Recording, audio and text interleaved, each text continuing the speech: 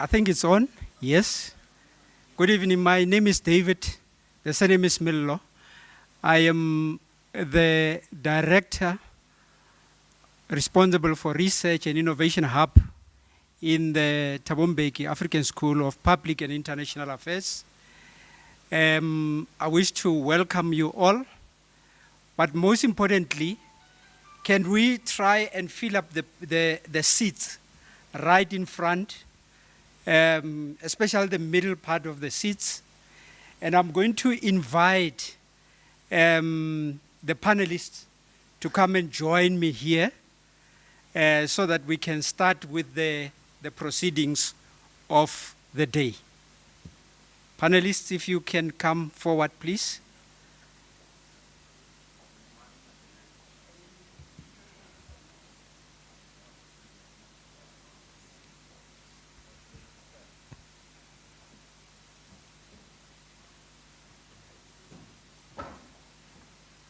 Thank you very much. And please, if we can fill up the front seats, I think that would be very great. So that we leave the seats at the back for those who are still coming. We know that some people are still stuck in traffic. Some perhaps are still knocking off from their respective work environments.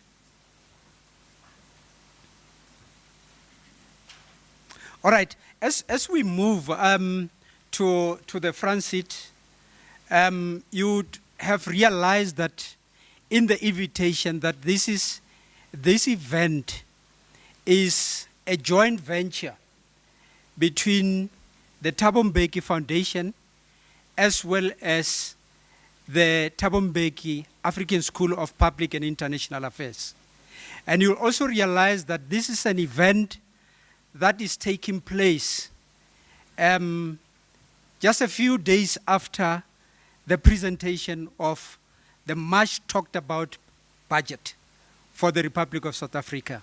And I'm sure for all of us, when we were either listening to the Minister of Finance presenting the budget speech, or rather reading through the budget speech, we were all asking ourselves, what is it in it for me, for the country?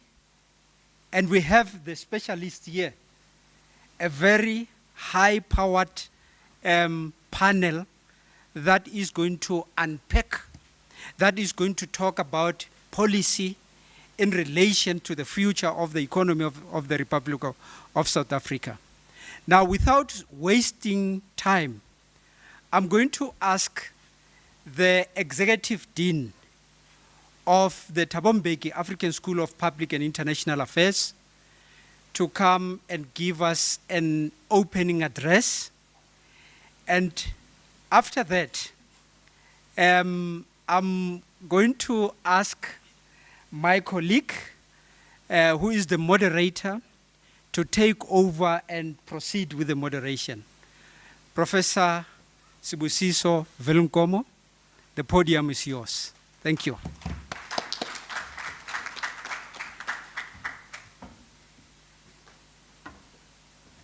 Good evening. I was never given that task. It's news to me. Let me first welcome Susanella and welcome everybody. And it's also quite a delight to see friends who are on the panel and friends who are going to actually engage with everyone on this important topic. I was tempted to share with you the story of the school and the Thabo Mbeki Foundation, but that's for another occasion. I think today what we want to listen to and hear about is the status of the economy, where is it going, and what is to be done. And all of this is actually based on the foundations of how you use taxpayers' money,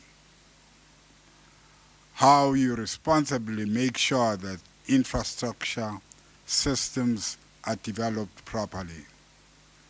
And we do have the experts, and I'm not going to steal their clout. With these few words, I'd like to say you should all enjoy and ask pertinent questions to the experts who will share with you exactly what is important to understand the future of the South African economy. Just one line about the school. You can Google the Thabo Mbeki African School of Public and International Affairs, and you'll realize that what we're talking about, we've got economics cutting across. Let me allow the panelists to take over, or the chair to take over and introduce the panelists. Thank you.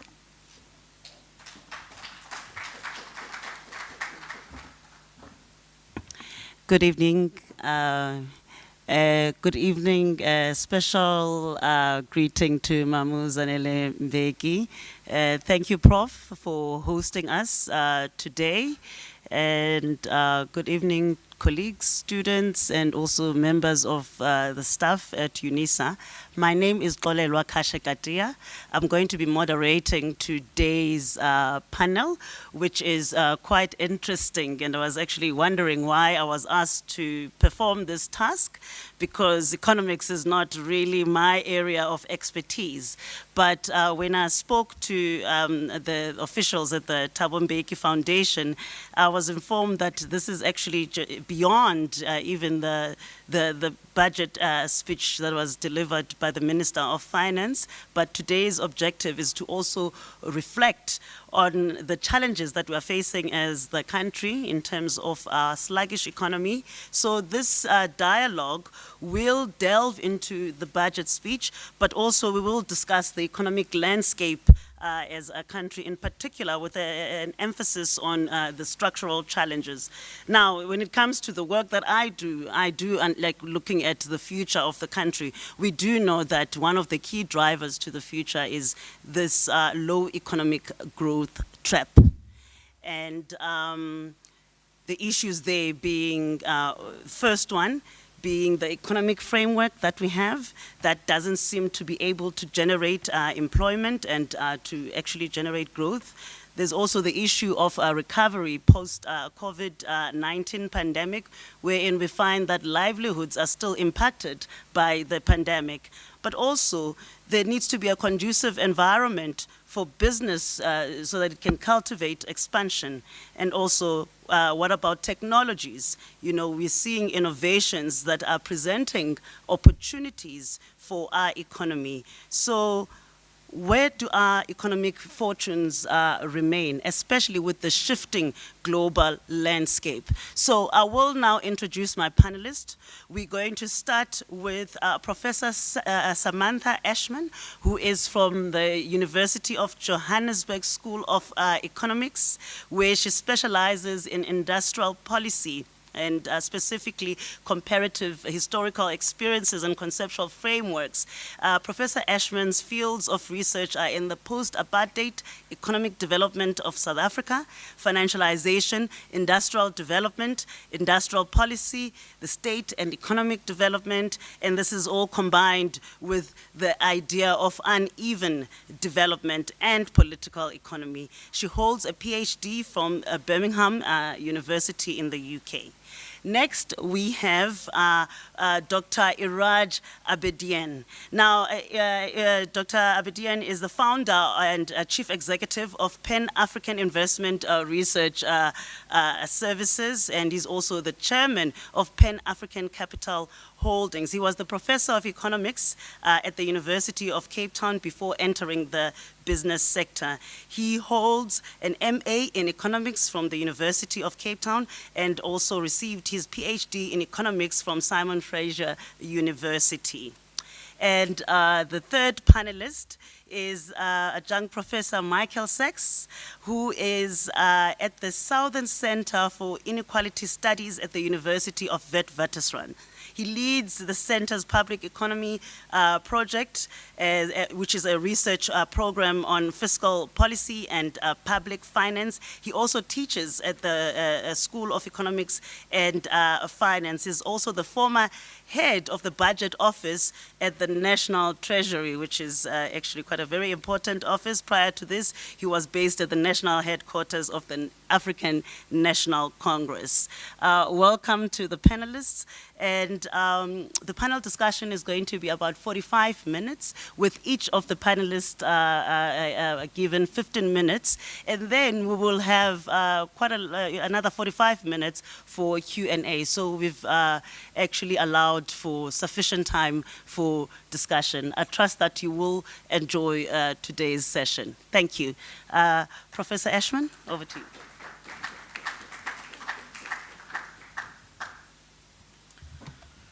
Good evening, everybody.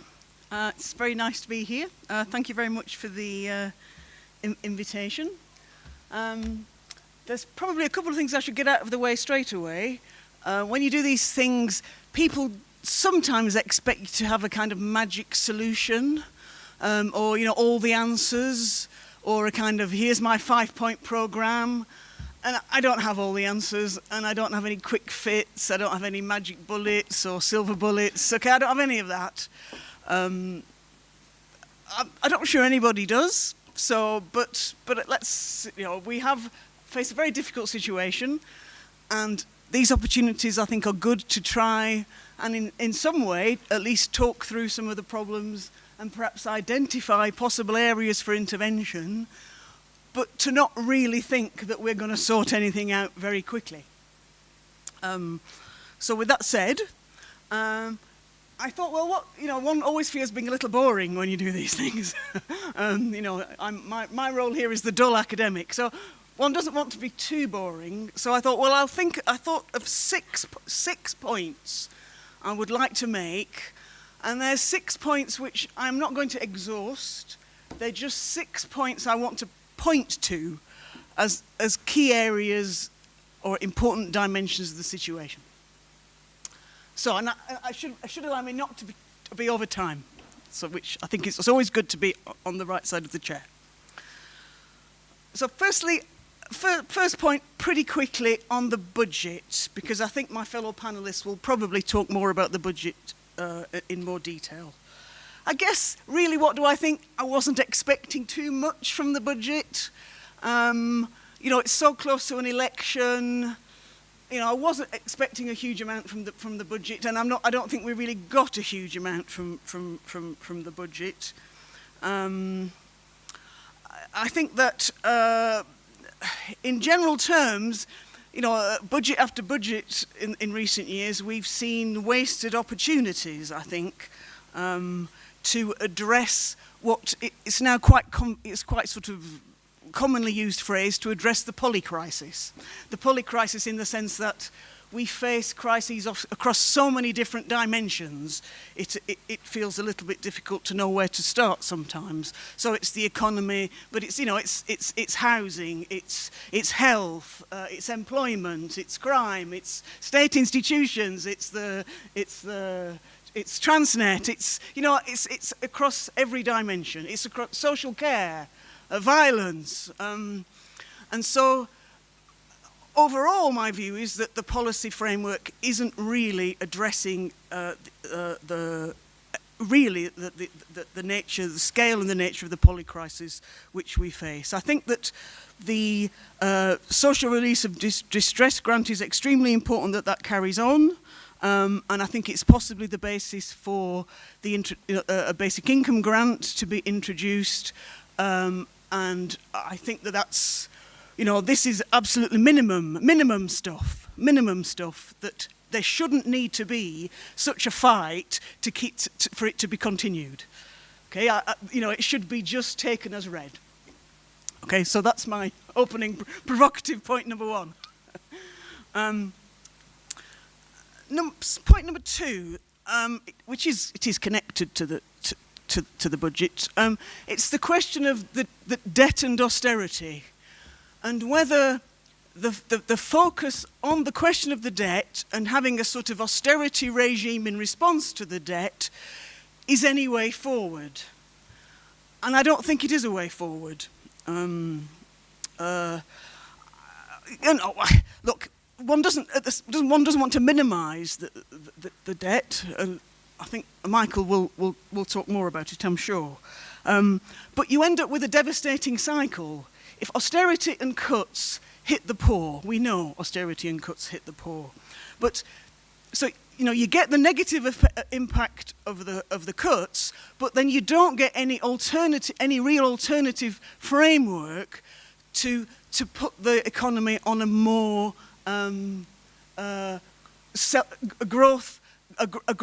inclusive growth trajectory. So it's a double. On the one hand you get the impact of the cuts, but you don't get an alternative framework developing.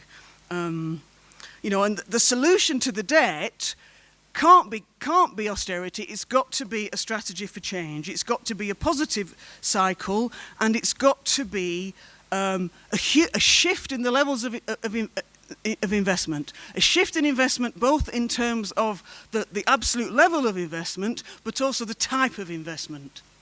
Because we have a hugely skewed economy, which really under democracy has remained a hugely skewed economy. So, so point 2 is the terrible cycle of debt and austerity. So that leads me on to point 3, which is the question of the structure of the economy, which we need a really different investment regime to address. And it's astonishing really, the extent to which the structure of the economy has not changed under democracy. There have been changes. I'm not saying there's been no change, but the balance, I think, must lie towards continuity.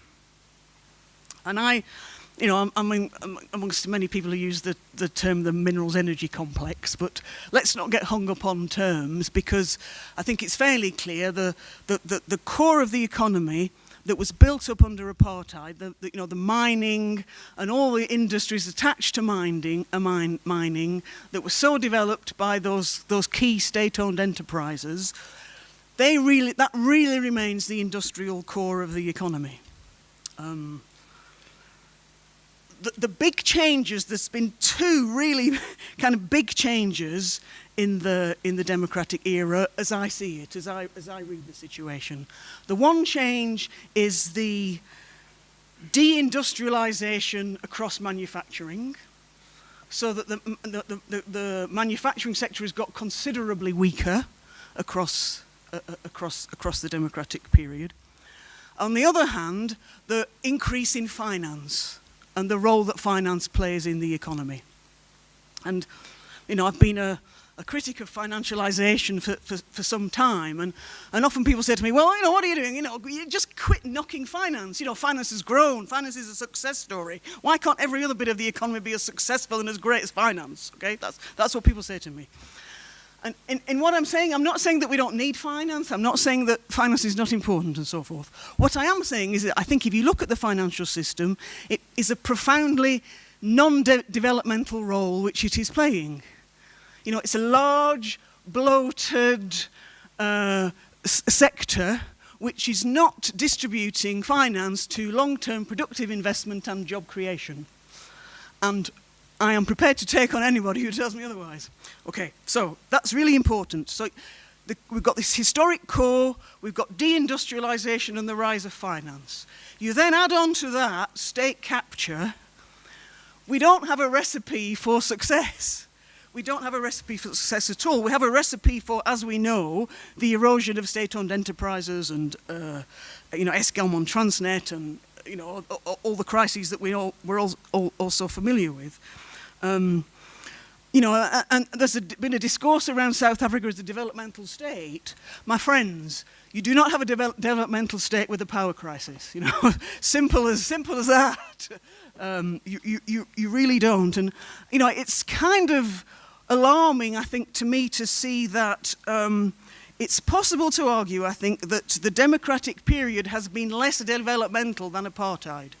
Now, I say that very carefully, because clearly apartheid's developmental project was a racist project to develop, to benefit a minority, which depended upon the, flowing in and out of African labour. Okay, it's a completely racist project to develop a minority. But if you look at the kind of institutions that were built up during the apartheid period, then they actually produced a very skewed and limited but successful developmental project. And there's a very interesting book I'd recommend to Bill Freund's book on 20th century South Africa, A Developmental History, kind of makes this argument about, it's an extraordinarily flawed project, but it's in many ways successful. So, point 4 then is, I think, one danger out of all of the sort of coming together of these forces which I've talked about, is there's a danger of economic, let me put it, re-peripheralization. I don't know if that's a very good word for what I'm trying to say, but I think it's certainly true to say that South African capitalism has got weaker in overall. There's been, it remains very skewed and imbalanced, but because of the deindustrialization and the lack of structural change, the economy remains, as we know, hugely dependent upon mining and finance. Mining and finance remain at the core of the economy, and it's much more fragmented than under apartheid. It's way less state-driven, but it's still very, very much the case that that's the core. So, with those 4 points, I'll just have two final points, which I kind of labelled opportunities/challenges. Okay, so because we hope that there's a way out of this. We hope that there's a way out of this. One of them for me is, and I think what we really need is we need much more discussion and analysis and programs and policies for redistribution. Because South Africa is famously the most unequal country in the world, and we can often talk about the poverty, we can talk about the difficulties of service delivery, we can talk about the poly crisis, as I began with, but we also need to talk about the wealth and what can be done with the wealth as it exists at the present. Sure, it would be nice in 20 years, but what about the wealth that we have at the minute? And I'm an academic, I do international presentations and so forth. When I say that South Africa doesn't even have a wealth tax, people literally, international audiences' jaws drop because they think of that as a really, really basic and obvious policy that South Africa should have. And my last point, which I've got under opportunities and challenges, which I do think is absolutely central to everything going forward, is how we address the climate crisis, how we attempt in some ways to make make a transition, and B, make it a just transition. I think that's an enormous challenge. It needs major investment to prevent Mpumalanga from being utterly devastated, and we need to try to avoid deepening inequality in the form of green inequality. Which we've already got in a way, because when we have load shedding, if you're in a wealthy neighbourhood, you can hear the generators. In wealthier households, you can see the solar panels. You can see the major mining companies installing their own private solar facilities to keep mining going. I'm not necessarily against that, but you can be in the village next door and you get none of it, absolutely none of it. So ensuring that A, we make that transition, and B, that there is some level of justice in that transition seems to me to be an absolutely critical priority for the future. So that's me. Thank you so much, Prof. And you still had another minute, but it's great because you're saving us time. And I think my biggest takeaway from there is the point about, it's big things, big phenomena. There's the poly crisis, there's the structure of our economy, but also, this idea of wealth. We always talk about poverty in our country, but South Africa has got a lot of wealth as well. And lastly, the transition. You know, what if it becomes unjust? Because from some of the studies, it seems like it's becoming an unjust transition to a low-carbon economy. I will now call Dr. Avedian to take over.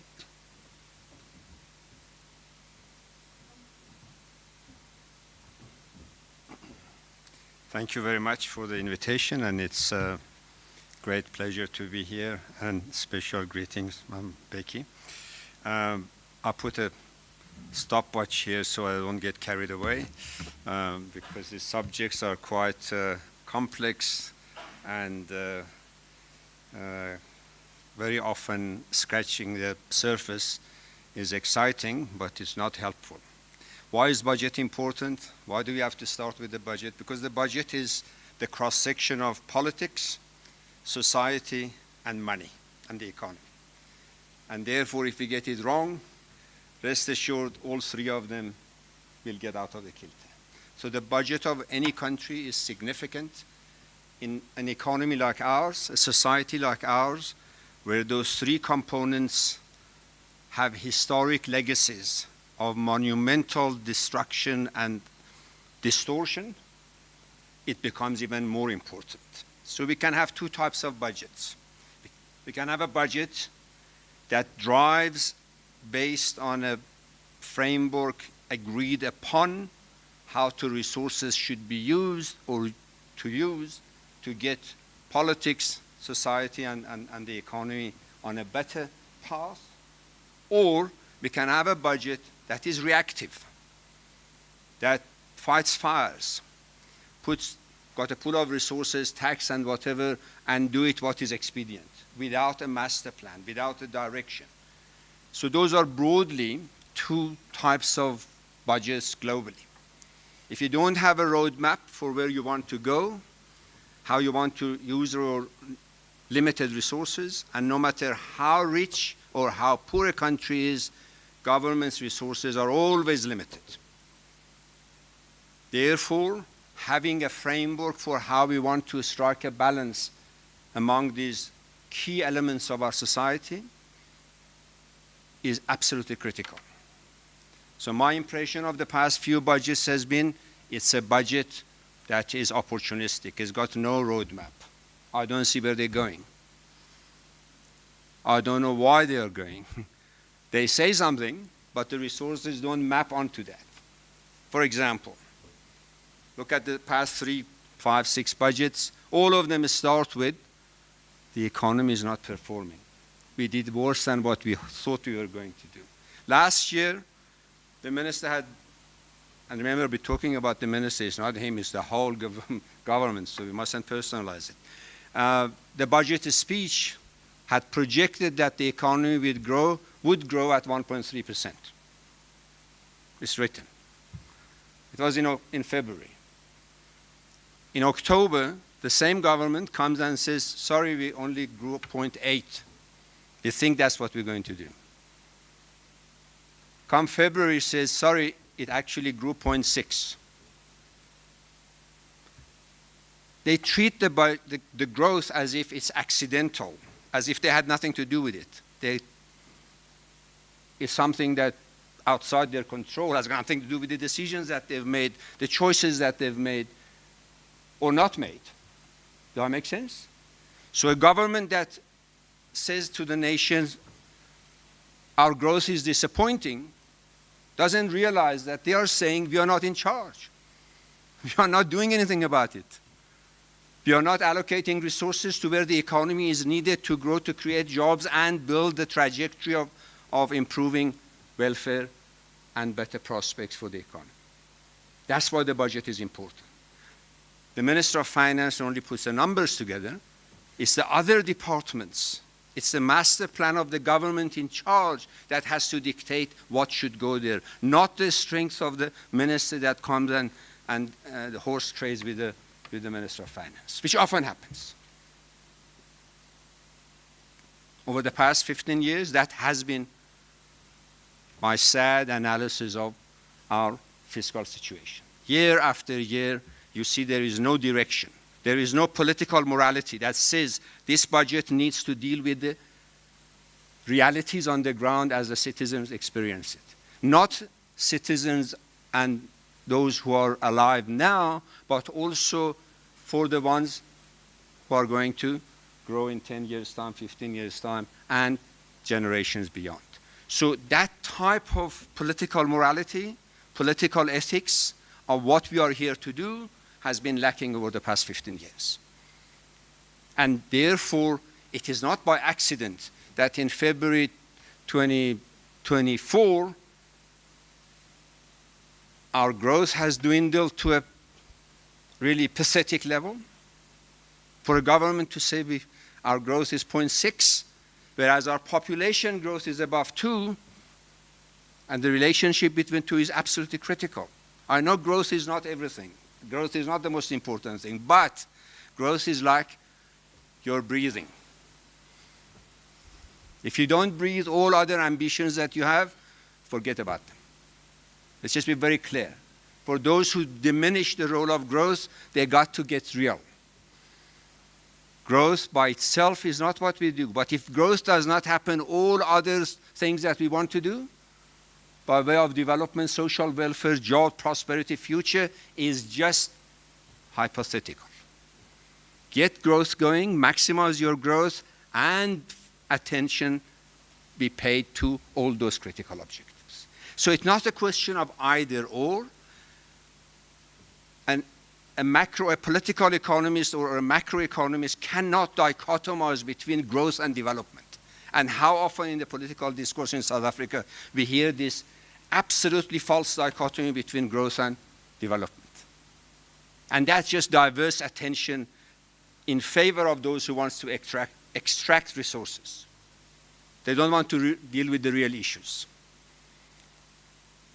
Those who want to deal with the real issues, they put the reality in front of us that without growth, we are not going to get anywhere fast. Without development, this growth is not going to be sustainable. Therefore, how do we strike a balance between the two?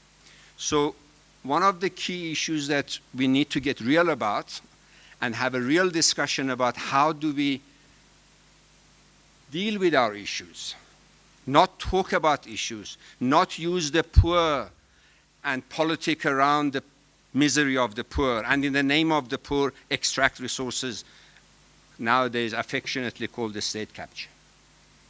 But alongside the state capture, there is another capture. I've written about this elsewhere. For those of you who are interested, I'm happy to share it. Professor Ashton referred to it as the financialization of the economy. I think one key other capture that is embedded in our legislation is what I call it national resource capture. Manifestations of it is that all our national savings, your pension, my pension, every other's pension, is captured by a couple of institutions who are then regulated what you can and cannot do with it. And it's not a South African phenomenon. On the continent as a whole, and please check it, on the continent as a whole, all our national savings are sent overseas to be managed. And when they are sitting in London, Paris, New York, and wherever, managing our resources, they say, well, I think your country is risky. Your politicians are not clean. And. In other words, they risk rate when they want to use our own national savings. And in South Africa, we have local capital market, financial market, which is very strong, but they do the same thing.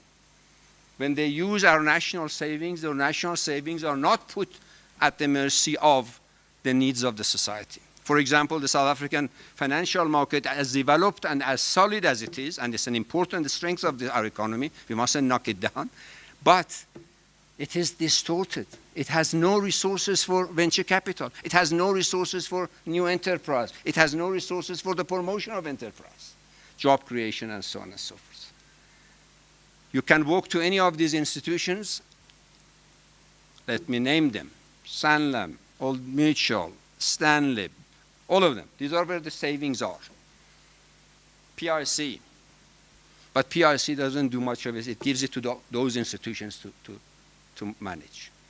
So yes, we say PIC as if PIC has got sitting on resources. No, it manages resources, but the application of those resources are left to those institutions. Those institutions use exactly the same template that a fund manager in Paris and London and New York would use, which means they risk rate us, our own society, our own community, as if we are risky and they don't know us.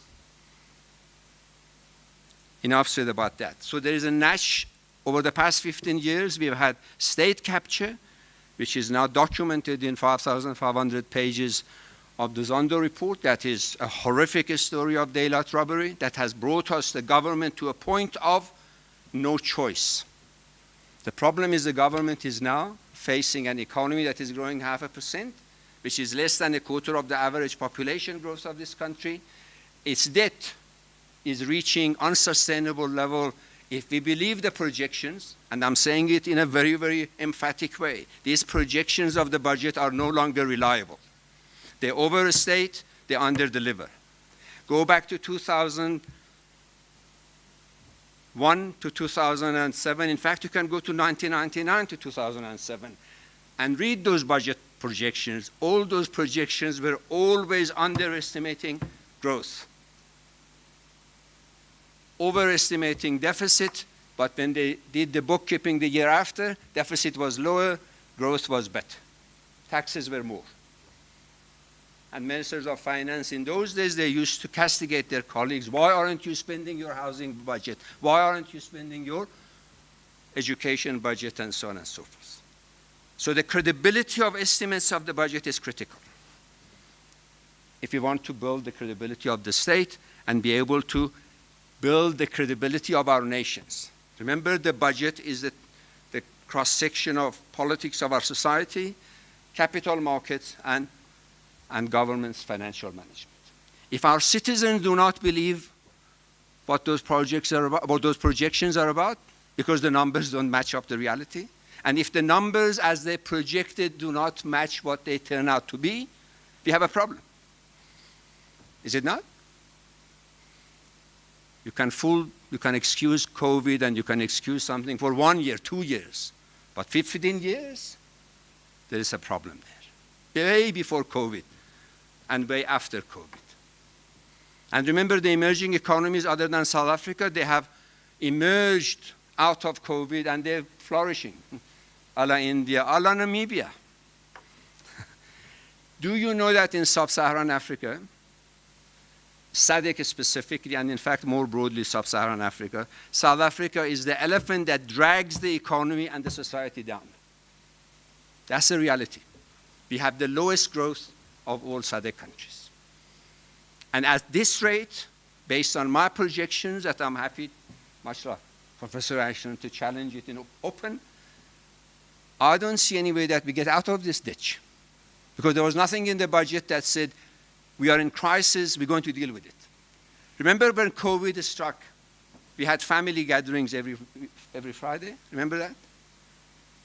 We did something about it. We mobilized the society's resources to deal with a pandemic. But believe you me, as we sit here, we have a pandemic to the power of 4 in the areas of economic growth, joblessness, and lack of prospect, which is more important. And yet we have no family gathering. And yet we shy away from intellectual discussion. We shy away from dealing with the real issues. We shy away from hearing alternative views. And we hammer them. We boycott them. We don't want to hear them. 1 minute left and 30 seconds, thank you.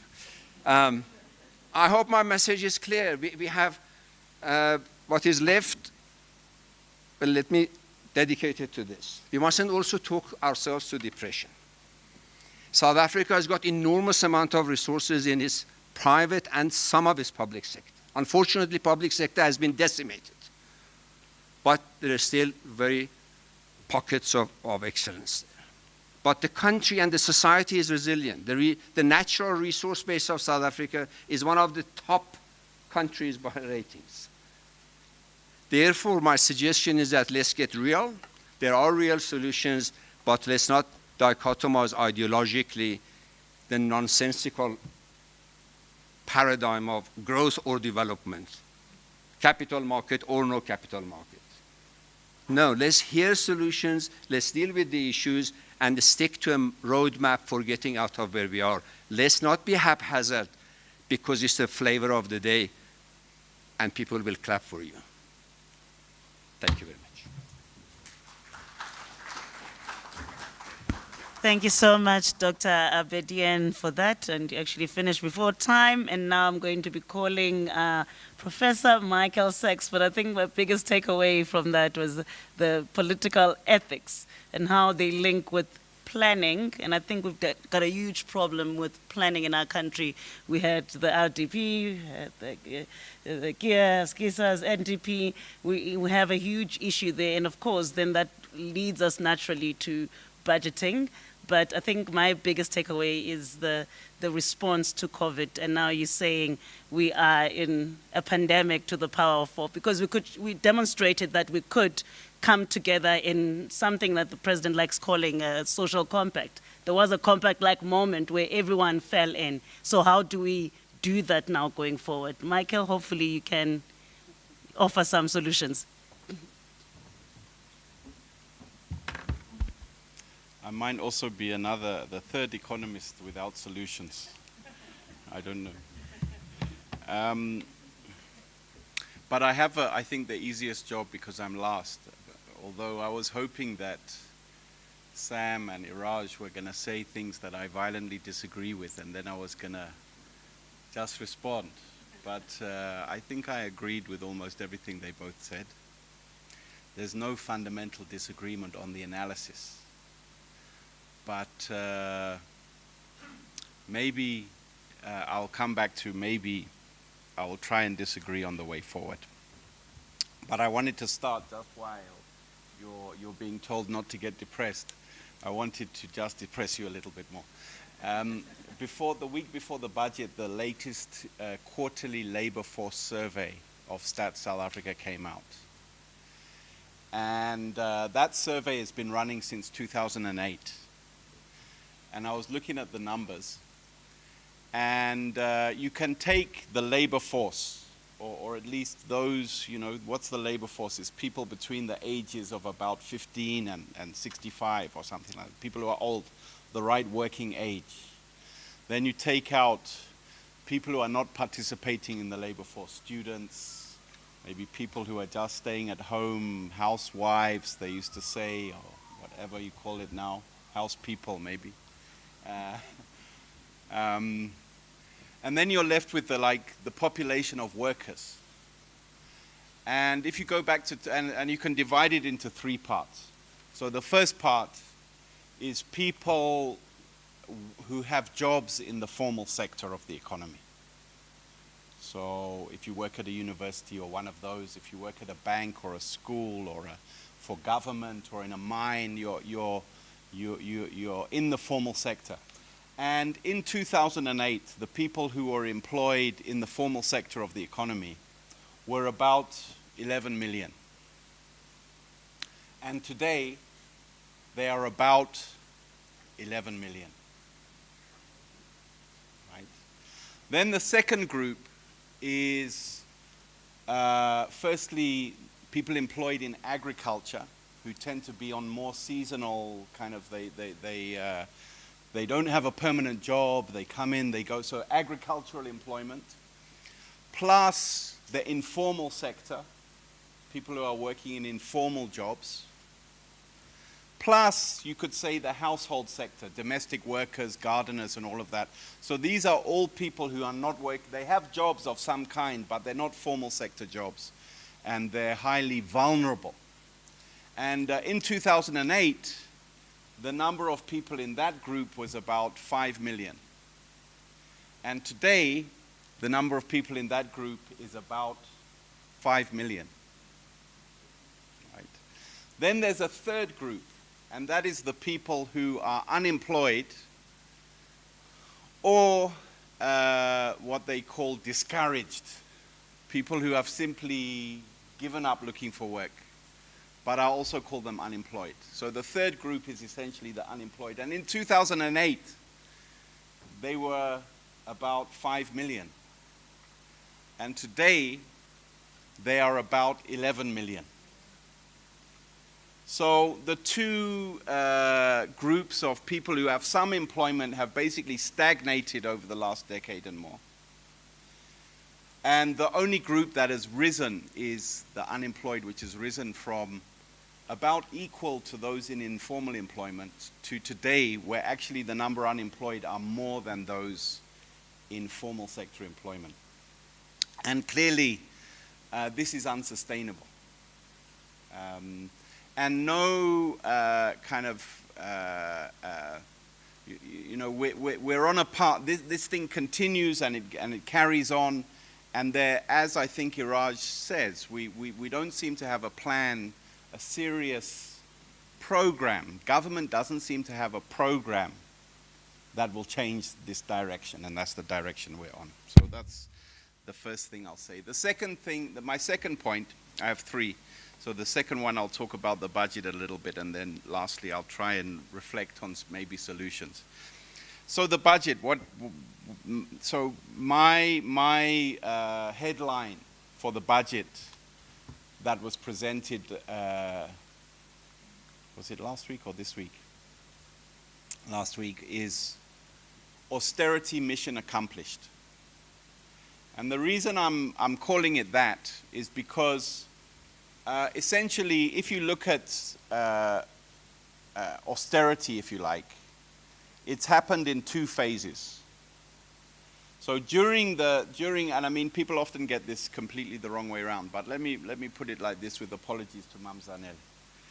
During the Mbeki administration, we had very rapid growth of expenditure and a very large expansion of the size of the state that included the employment and of hundreds of thousands of additional police officers, teachers, nurses, doctors, and soldiers, the core employment of government, expanded hugely.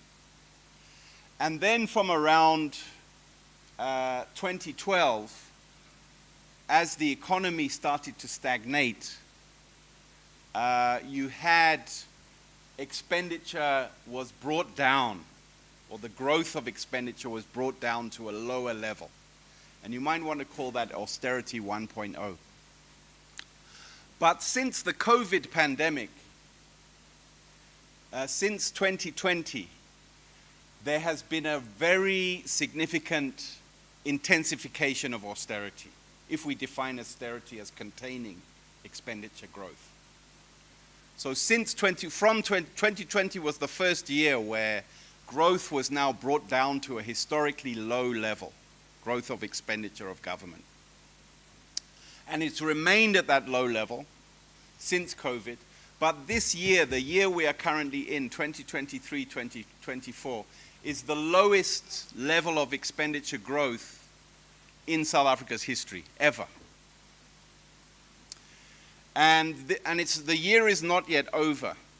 And really, I had taken a view a couple of years ago when Treasury had initially proposed this sharp contraction of expenditure, that it would not be possible for Treasury to achieve this, that it would not be politically possible to achieve, that they would have to postpone it.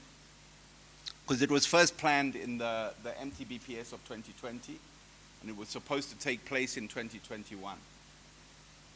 But when 2021 came upon us, it was said, no, we can't do this year, we're postponing to next year, the expenditure crunch. And it was postponed to 2022. And then when 2022 arrived, it was postponed again. And then I said, well, look, 2023, 24 is like you're going into the election. There's no way you're going to do this in 2023, 24. But the amazing thing that has been achieved is that, indeed, Treasury has stuck to its guns and imposed this very large expenditure crunch in the current year. And it consists essentially of giving departments of government, departments of health, departments of education, the criminal justice system, less cash in their bank accounts than they need to meet their current obligations. So most departments this year will not have enough money to pay for their current obligations, their current salary bill, and all of the things that we need to do. So really what we have seen, amazingly for me, in the last 4 years is a very large intensification of austerity. Public sector workers have had pay reductions significantly below inflation for every year for the last 4 years. And this year you've had this crunch austerity year where Treasury has really completed the mission of changing the path of expenditure to a much lower level. Now, the amazing thing about this for me is that why is there doesn't seem to be a lot of complaints about this. I mean, you know, you get NGOs and that complaining and intellectuals. But at a popular level, amongst trade unions, amongst people, there doesn't seem to be much that is stopping this train of austerity from continuing. Of course, this austerity, for me, I think it's really important to understand that it is not simply, you know, you can say it's an ideological assault, right? But it really is connected to the unemployment numbers that I mentioned at the beginning, in the sense that the economy has been stagnating and declining since 2012.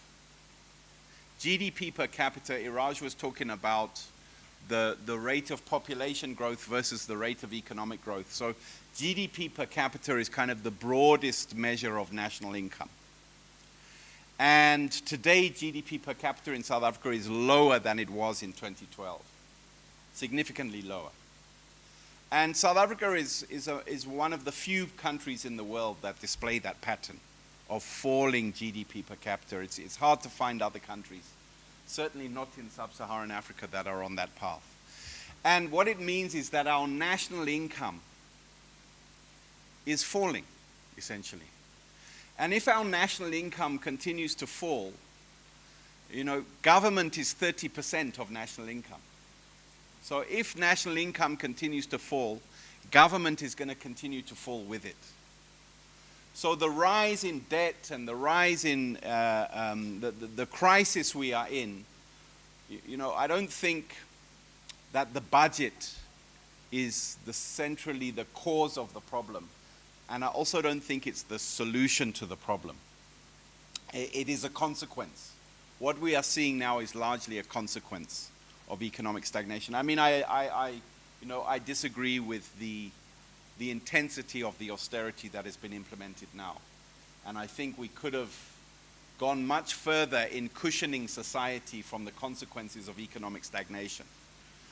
But yet, if the economy continues to stagnate, there's no real, you know, you can't have a budget growing in an economy that is in a situation of continuous stagnation. So lastly, I suppose, is how did we get here? I think it goes back to maybe something that Sam was saying about apartheid had a development path of sorts.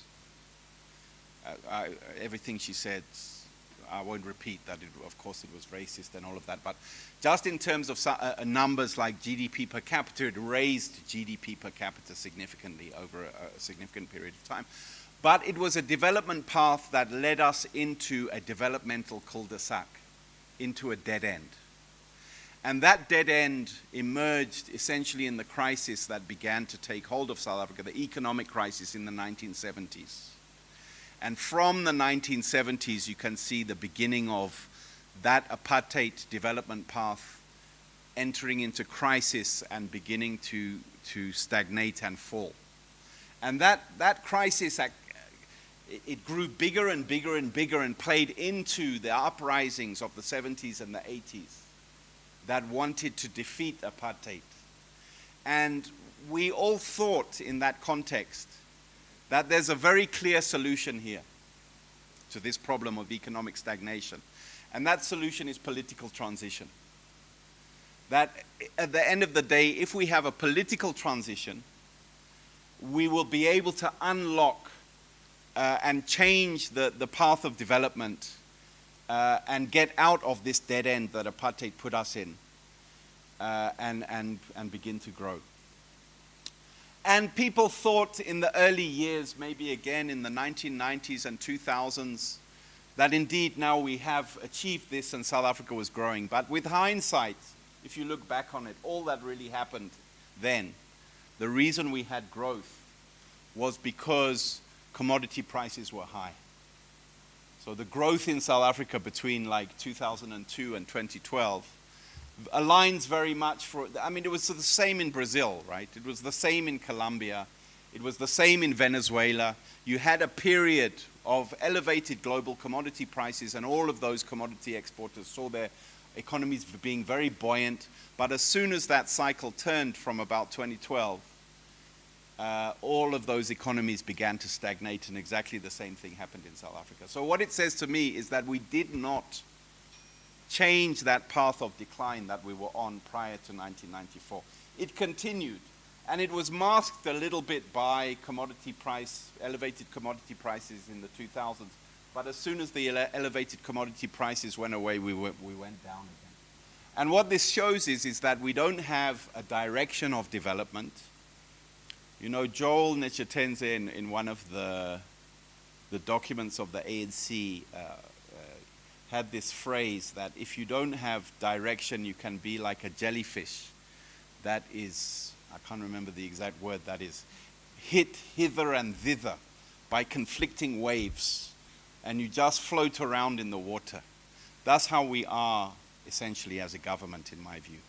We're unable to propel a process of change. So lastly, what would be, if we could propel a process of change, what would be the content of that process? And here I want to try and introduce an element, or I want to paraphrase. I've got 1 minute and 30 seconds. I'm amazed. I'm not 1 minute and 30 seconds over. I'm over. Okay, so I'm concluded. I wanted to paraphrase Iraj and Sam and maybe disagree with them a bit. The first is that Iraj is saying growth first and all else will follow. That, and it reminds me of, you know, Kwame Nkrumah, who said, seek the political kingdom first, or, you know, the PAC who say land first and all else will follow. And it's almost like growth first, and there's truth in it. There's truth in it, that to do anything you need growth. I'm not disagreeing with what he's saying.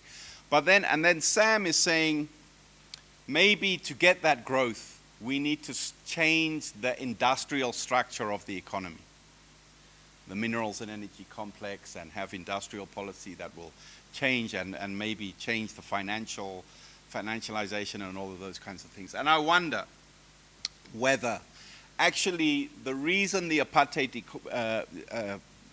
put us in this cul-de-sac is not actually, it's partly economic, but it is also social. It is about the fact that we have a society that is divided and segregated. And maybe no longer by race, maybe now by affluence and poverty, but we have an extremely segregated, divided society with gated communities and workers living far away and not being, we're struggling to create a common society.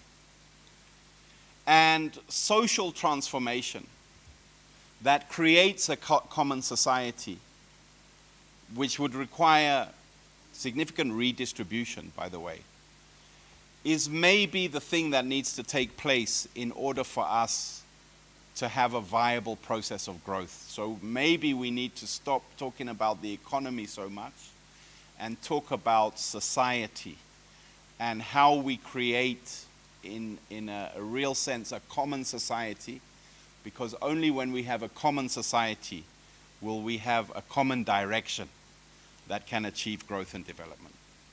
So thanks, and I hope I've provoked it. Thank you, Michael. That was really provocative. And I think, I mean, we all know about our inequality in this country, and especially when it comes to, you know, class inequality, racial inequality.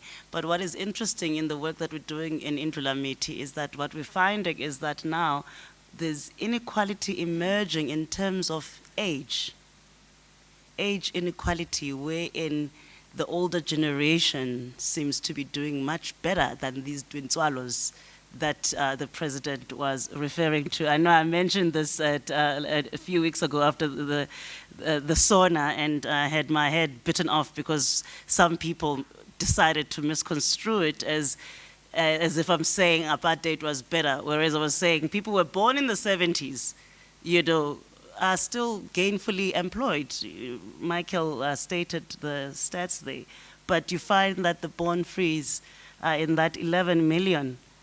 And that is something that we need to be mindful of, that our inequality now, it's multifaceted. It's not just about gender, race, or class, but we have an issue with young people that are disadvantaged. So now we are moving on to the discussion. So you also get to have an opportunity to engage our panelists here, and I already see there's one hand I've noted. I'll take 3 at a time. Is that fine? 1, 2, 3. Okay, 4. And then that's the first round. And if you can please introduce yourself and your affiliation, and maybe if you wish to direct to a specific panelist, you may say so as well. I will start here.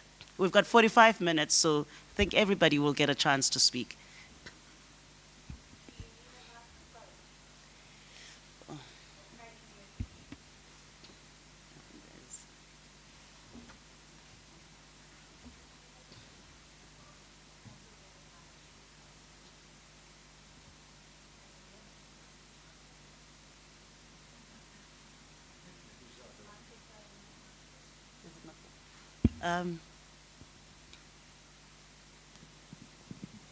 Can you hear me? Yeah, now you can hear me. Thank you very much. I've been spellbound to each and every bit that the 3 of our most distinguished panelists shared with us. If I may, Chair, can I quickly direct a question or comment to each of them, if you'll allow me? First and foremost, Sam, apart from the fact that I agree with you, I would just like to ask you, and it actually also touches on something that Michael said, and that is about the redistribution.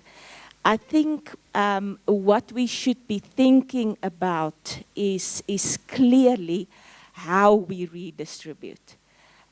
Because we should be careful in just redistribution for the sake of redistributing without creating some sort of a productive growth along with this.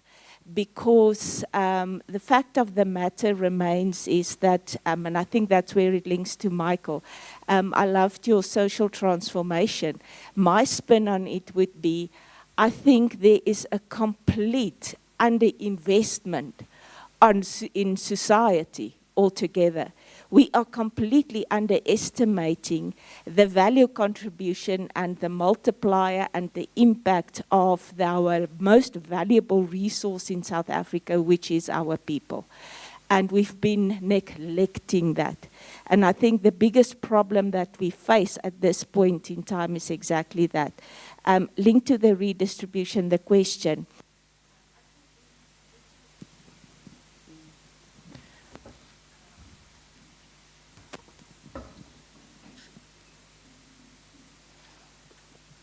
Hello? No. There we go again. Sam, would you agree that we are facing a huge challenge with respect to a wealth tax? Because if you look at the tax burden that we already have on the higher income groups, it is far above, or to a large extent, more than what we see in other countries as well. So the challenge is, how do we strike that particular balance? Iraj, my question to you, I think the one thing that I think I picked up from your discussion to a large extent is just to emphasize the fact, and maybe you just want to comment on that, is that what I believe is really lacking in our country in Take Us Forward, and I'm actually, to use Michael's words, paraphrasing what you've already said, is the lack of forward-looking, evidence-based, integrated planning, starting from grassroots level, from your local government upwards. And as you've said, at this point, it is almost monopolized in National Treasury. And then it becomes a push-down strategy.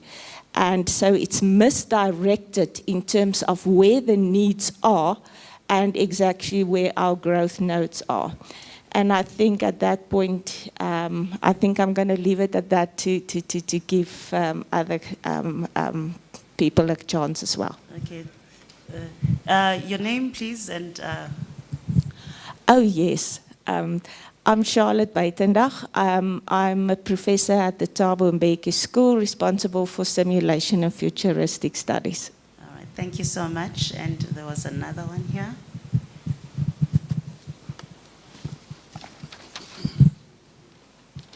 Thank you so much. Firstly, I'd like to thank the speakers for giving us some very insightful comments today.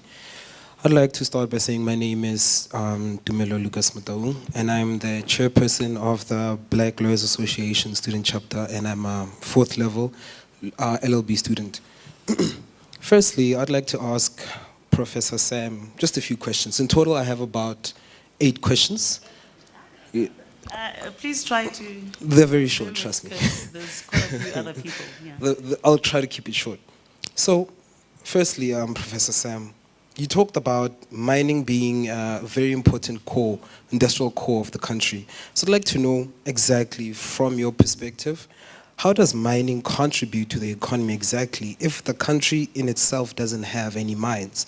You know, we extract the product, in fact, no, private companies extract the product and then we probably make some money from exporting the commodities. But how exactly do you mean when you say like mining is a very important core within the economy of South Africa?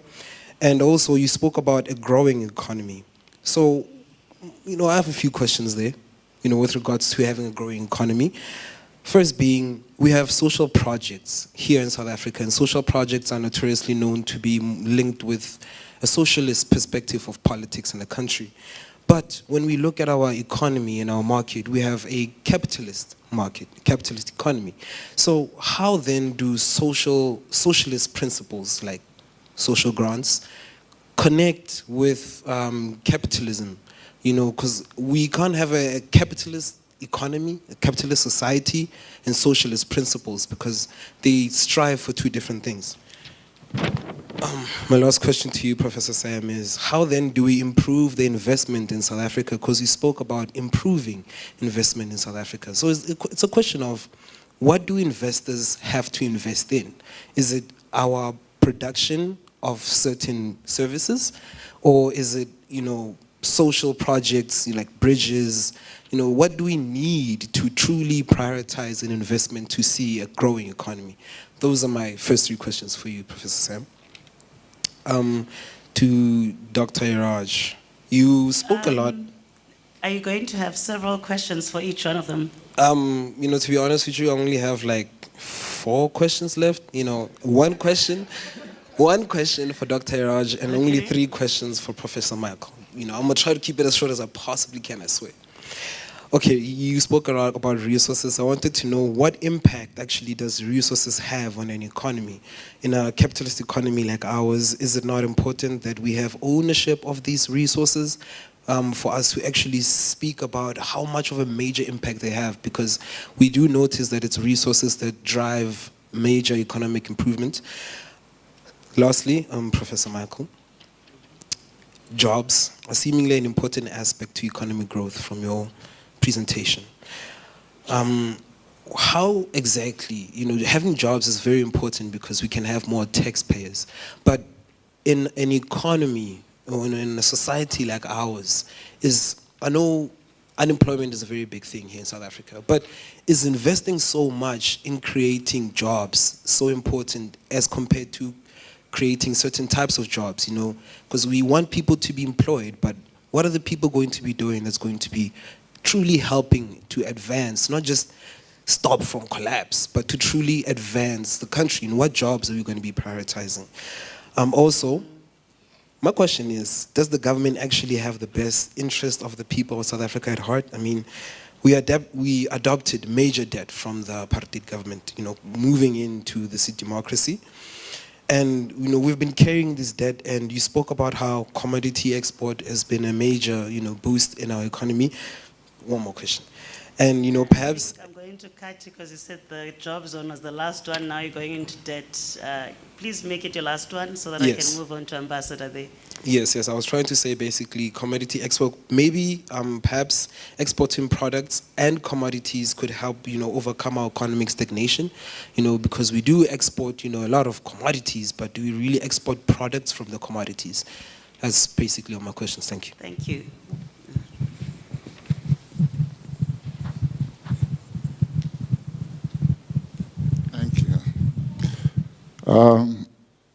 Good evening. Thanks for sharing with us. Ambassador Dr. Obodozie. Budget. The primary responsibility of any government anywhere in the world is security and welfare of the people. The budget and the governance is a system of achieving that. The question is, in the governance, the political elites who are charged with governing the people are the ones who are putting the nation state in a political pressure cooker constantly. Society should be governed bottom up, not top down. And that's what the political elites do.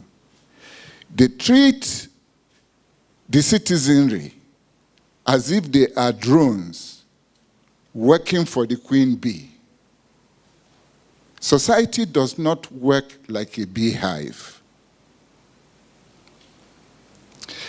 Take, for instance, I would not want to dwell so much on South Africa, but let me give you a little meaning of what I mean, budget, use the Nigerian example. The governor of the Central Bank of Nigeria, Governor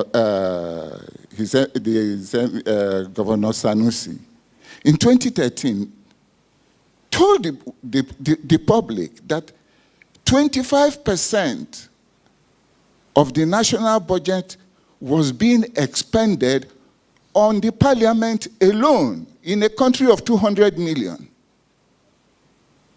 25%. How much is left for recurrent expenditure in others and even go to capital expenditure? I will explain a little more on that. Take the executive, for instance.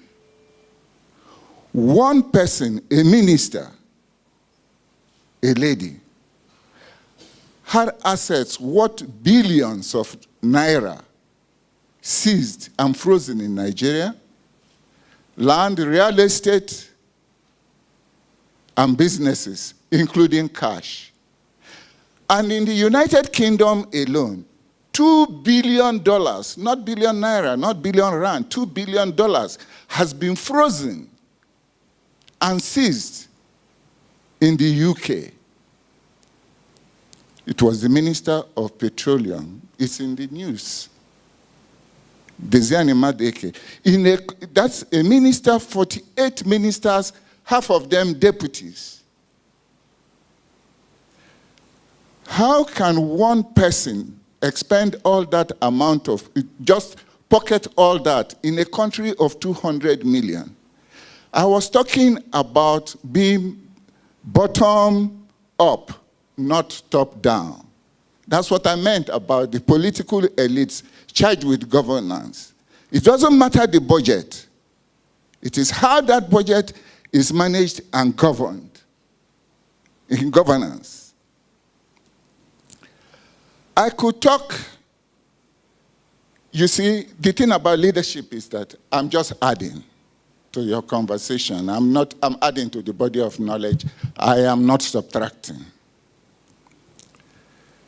There is an African saying that the bird that leaves the ground and hops on the anthill is still on the ground because it has not defied the force of gravity. It is the same with the governance that is top down. If you don't take the citizenry along with you, you have not defied the force of gravity in governance. The same applies to leadership. Whether the president, head of state, however nomenclature you may want to use. If the fish is rotten in the head, the whole body follows. I mentioned it before. The last time, when I mentioned the issue of, the issue of messing up with the budget and the national resource, I said that, I made a joke, a Nigerian joke, that any day the ministers can eat their bread with butter, but when the butter is more than the bread, that is when you have to get the EFCC, I think here they call it the Hawks, to start asking questions, because then even the blind man will see that the butter is more than the bread. In terms of leadership, maybe I'll leave that for next time in another forum. But just to make you all who are South Africans very happy with yourselves, because I only talked about Nigeria, to make you very happy with yourselves, when I arrived in South Africa in '98 at the High Commission, between '98 and 2003, when I was reassigned to Kinshasa in DR Congo, interesting statistics I sent to my president he made him come immediately to check on a few things. For instance, South Africa was generating about 53,000 megawatts of electricity and sharing with neighboring countries, including tapping from the Kubara Bassa Dam. And at that point in time, South Africa had the cheapest electricity tariff in the world outside of New Zealand. All the rail transport and industrial and home cooking were done by electricity. 98% in South Africa. My president visited and we had to go to energy plantations after that. 51% of all the third roads in Africa are in South Africa. 53% of all the rail networks in Africa are in South Africa. 95% of all the cars driven in South Africa are either manufactured or assembled in South Africa and even exported. You should be proud of yourselves. I will speak another time. Thank you, thank you. Yeah, I had to talk about Nigeria. And then there's the bad fourth part for one, Nigeria. before the panelists respond. There's number 4.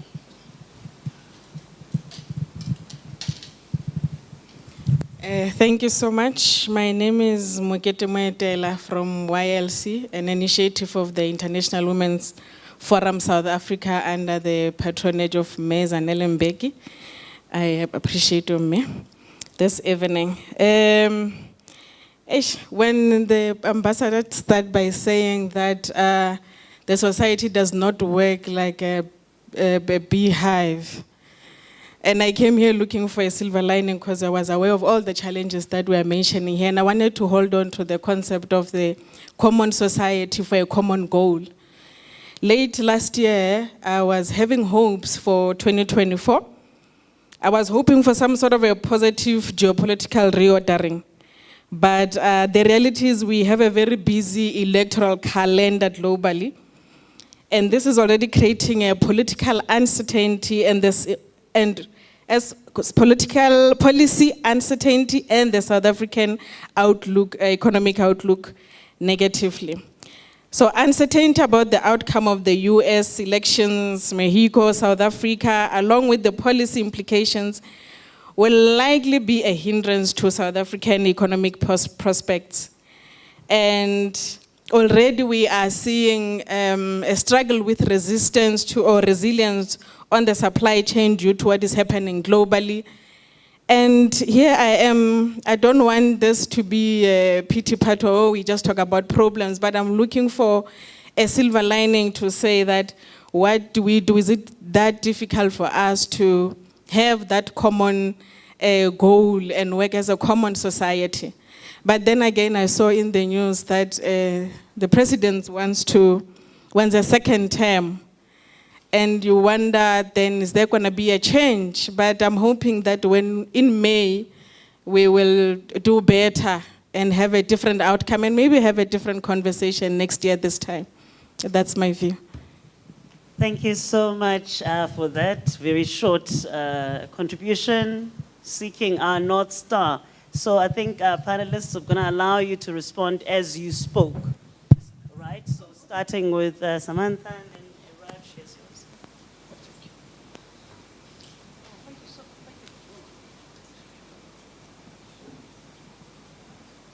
Hello? Yeah, it's okay. Yeah. Thank you so much. What an amazing set of questions. Let me not take too much time. I'm alarmed by how much I agree with my fellow panelists. I've clearly, something's gone wrong.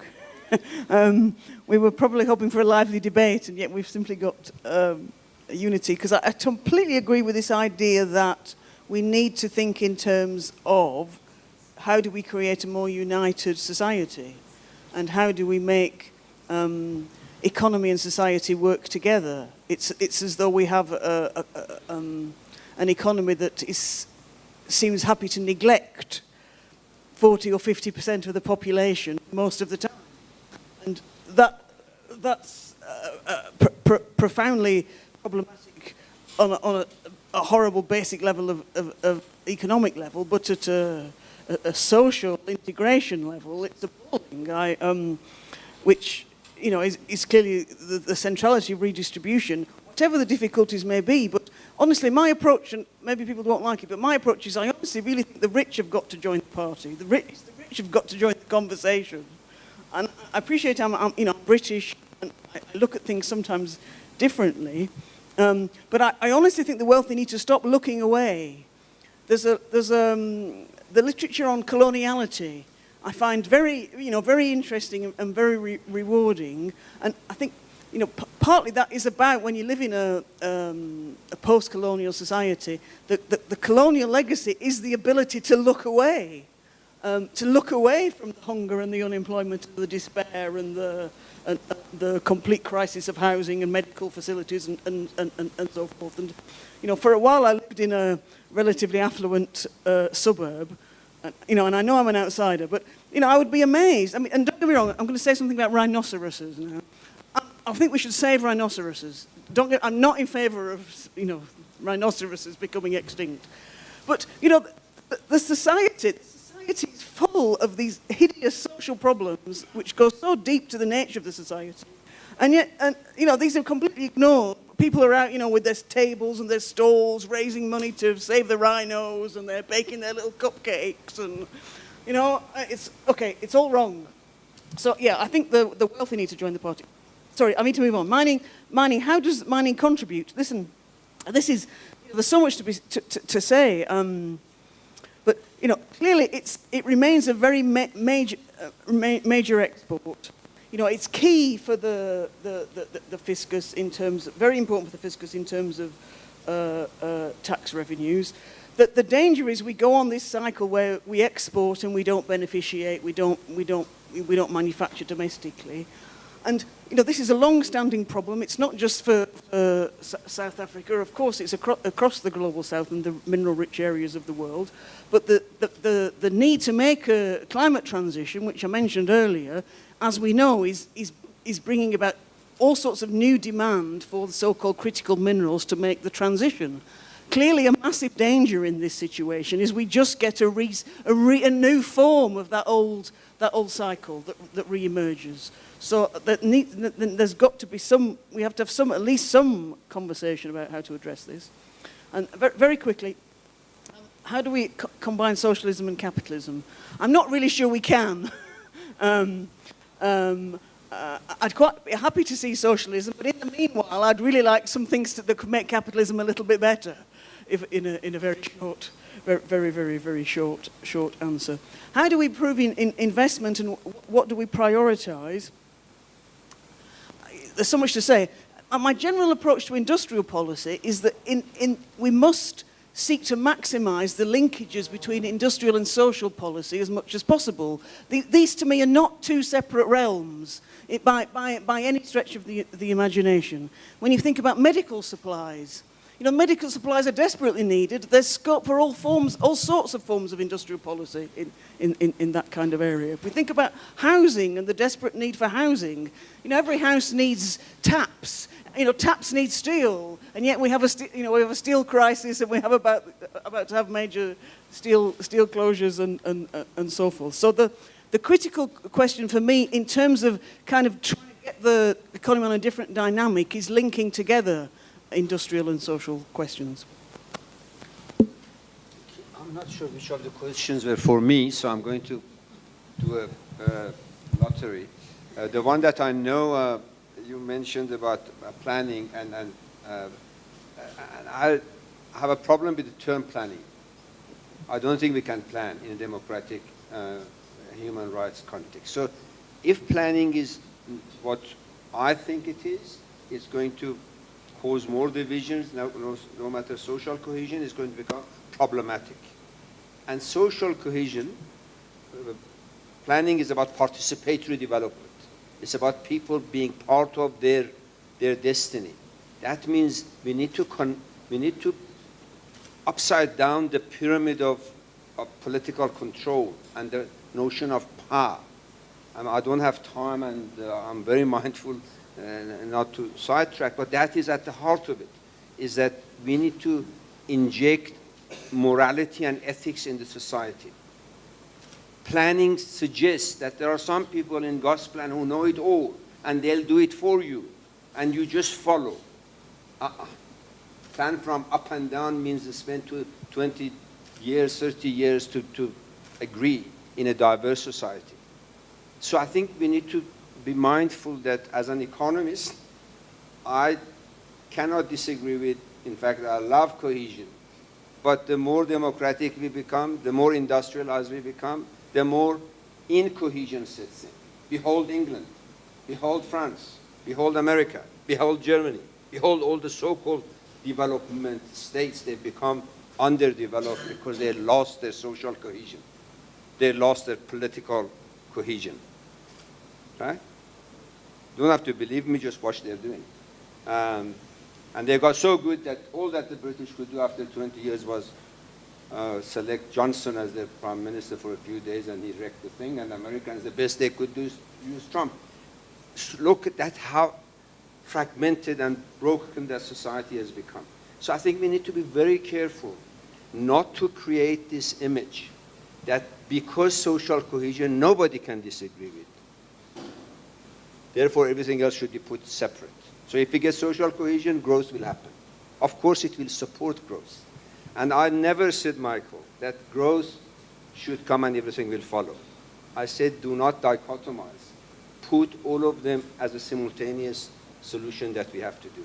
We cannot not pay attention to our cohesion. If we had a good master plan for our society, meaning paying attention simultaneously to economics, to governance, to ethics, to investment, to social cohesion, we wouldn't have to sequence them. Sequencing is a recipe for going down. Even if you get the rich to come in, by the time they agree to come in, and the rich, by the way, are not cohesive group. You must be very careful not to put them all in as if there's a group of subhumans called rich. There are a lot of them who are in the party, as we sit here.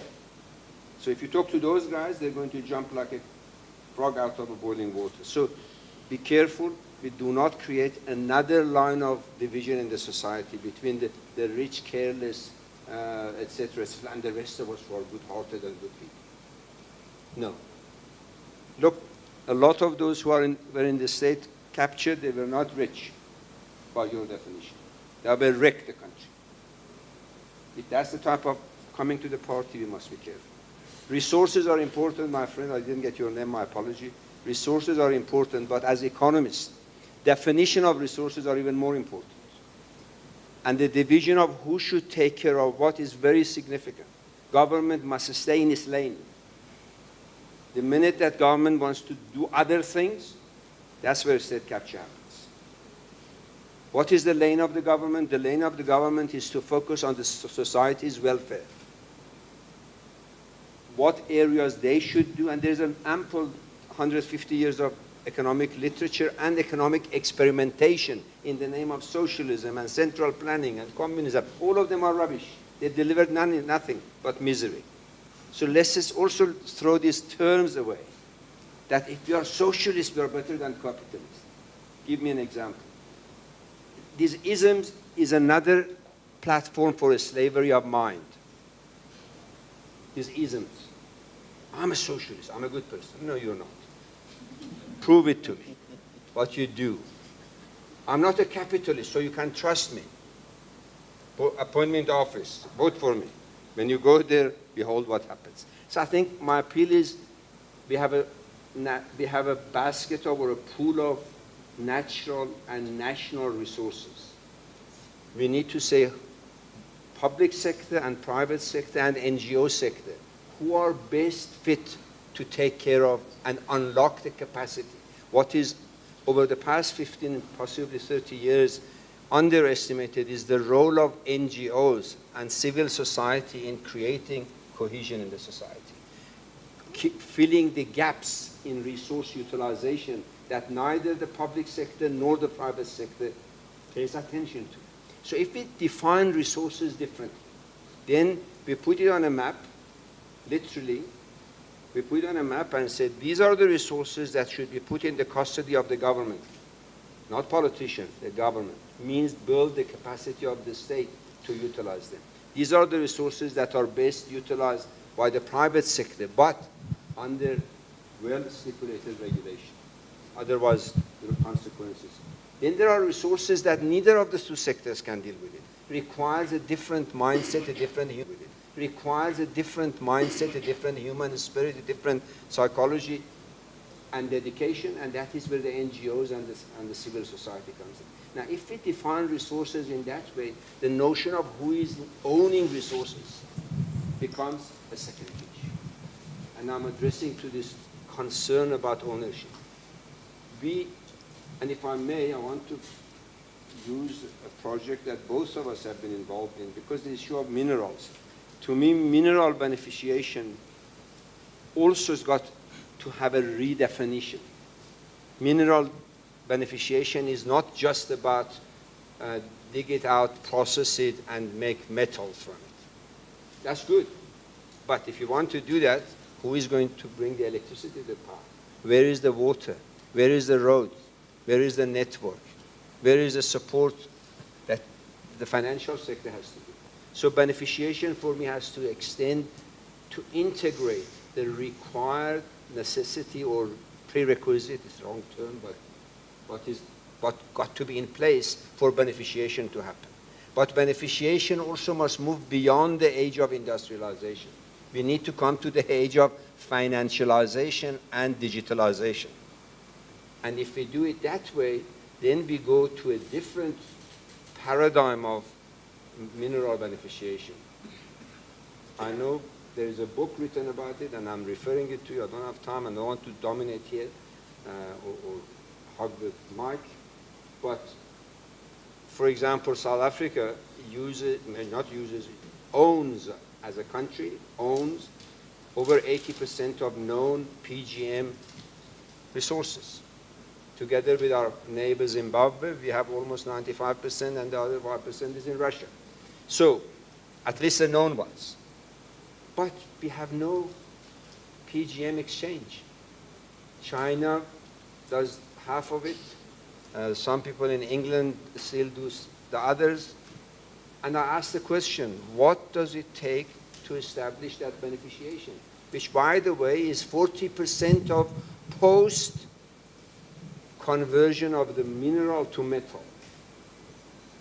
Now, these are questions that we have to ask. We mustn't shy away from them, and we need to ask ourselves, what do we need to put in place to unlock that benefit for our own? And we do own it, and yet we are not going forward. So there's a lot to be done, and my request, plea is, let's not just in social discourse and political economy discourse, scratch the surface and throw slogans in. Let's just go deep and see how do we address these, and for the benefit of the current and future generations. Thank you. Okay, what can I add? I'm tempted to talk about socialism and capitalism, but I will try and restrain myself.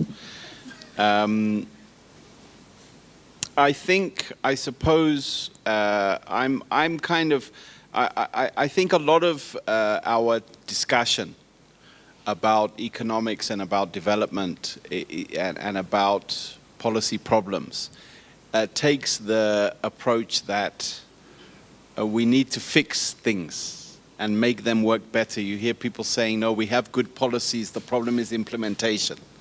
If only we could like implement things, and so the basic structure and the basic system, the constitution and the society can work and grow if only we had, I don't know, the right people or the right political ideology or something like that.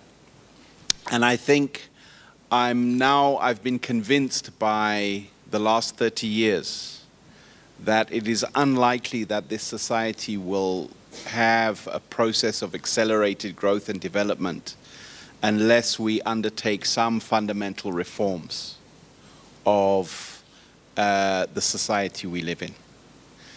And what one could think about that in constitutional terms. I usually say, you know, and I always fight with the lawyers when I say, I think at some point we're going to need to go back and look at the Constitution again.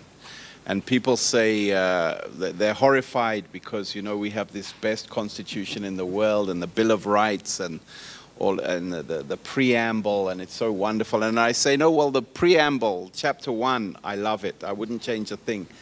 The Bill of Rights, I wouldn't change a thing. But every other chapter that follows, we should be going back to the drawing board. And what are those chapters? Parliament. So Parliament, we have something called the National Council of Provinces as our second chamber of Parliament. Is it working? Does it make any sense? I don't know. The National Executive, is it functioning? The provinces is the next chapter. The next chapter is local government. Then there's a chapter on security services. There's a chapter on public, all of these chapters that set out the political structure that we function within. In my view, we should at some point be open to reviewing those things and asking, maybe we need a different kind of parliament with a different second chamber. Maybe that would help unlock. So, you know, electoral reform might be one of these things, but I think we need to go far beyond that. But one of these ways that we might transform society and so unlock, emerge from this dead end that we're in, is redistribution. But I think we have to think about redistribution differently, and it goes to maybe the first question. That I agree that there's high levels of taxation in South Africa. And if you look at any other country at our level of development, There's no country in the world at our GDP per capita that has as high a level of taxation as us, except perhaps Brazil.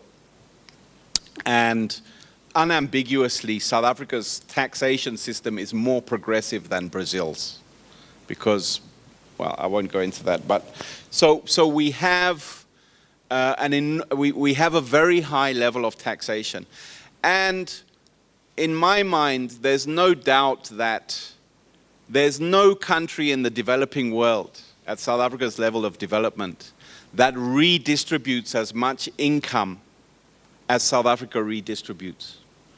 We redistribute an enormous amount of income, more than any other developing country.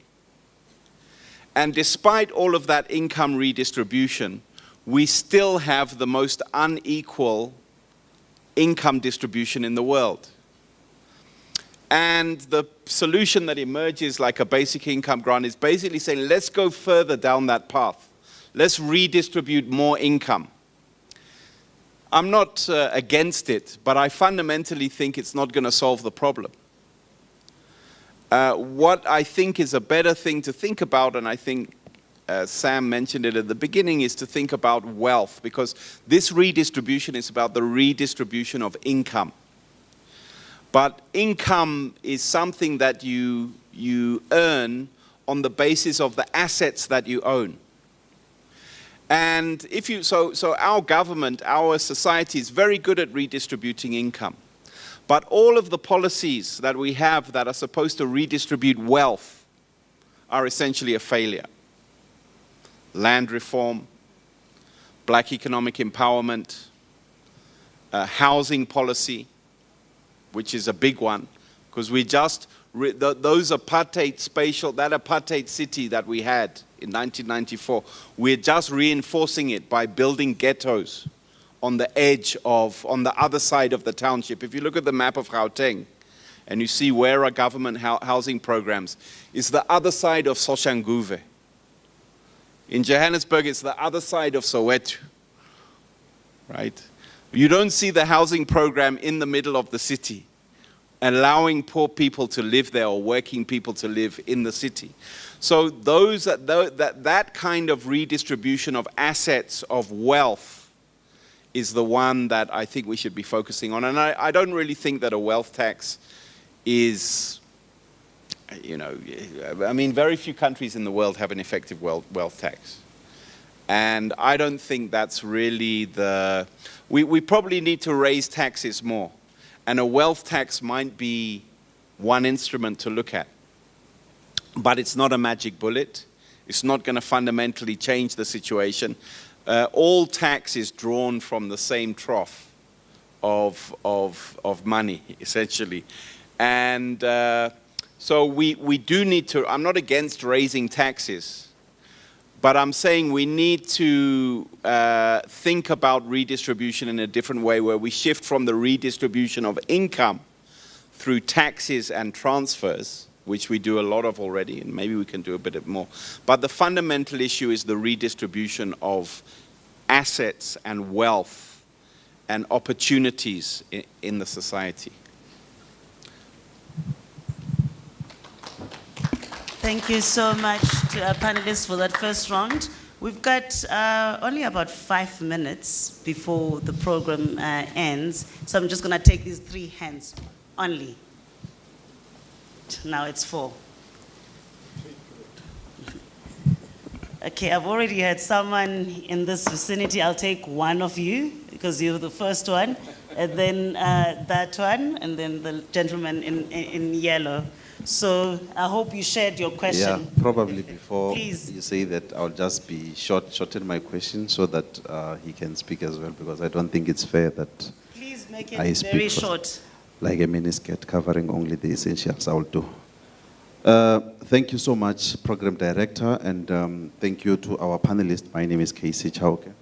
I think let us start with being frank with one another before we speak about transformation and all other aspects. I hear Prof. Samantha saying she advocates for capitalism, and I really want to agree with Karl Marx, who says capital comes dripping with, from each pore, from head to toe, with blood and sweat. So, with blood and death, rather.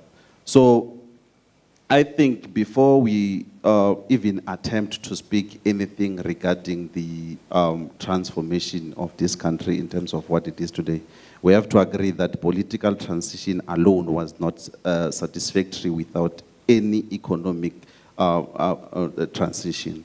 I sympathize much with what Prof. Sachs has been saying in terms of the redistribution, that we ought to focus much in terms of the economic pattern, the ownership of the economic patterns of this country, in terms of what ought to happen.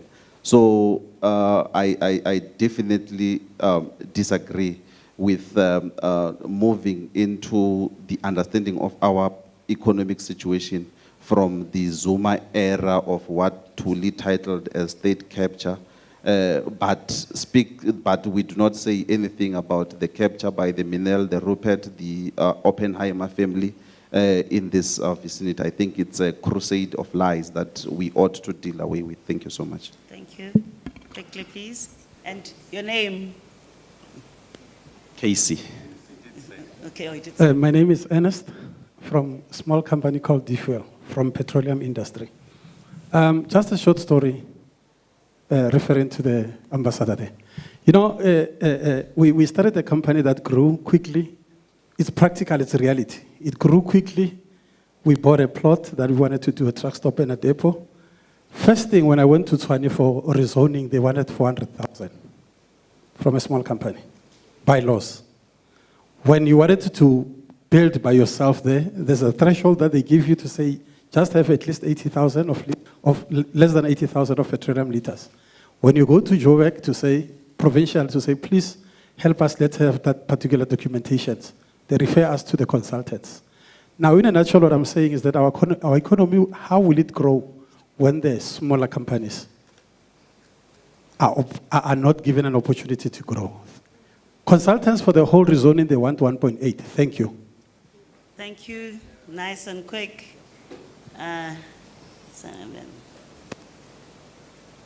Thank you. My name is Mapudi Rakoma from Oaheng Investments. First and foremost, Dr. Abedian, you spoke about growth and development. And one of the things I've noted regarding that is one of the global economic challenge includes population growth, demand for resources, and not forgetting pollution. Now, in South Africa, let's look at concerns that we are facing.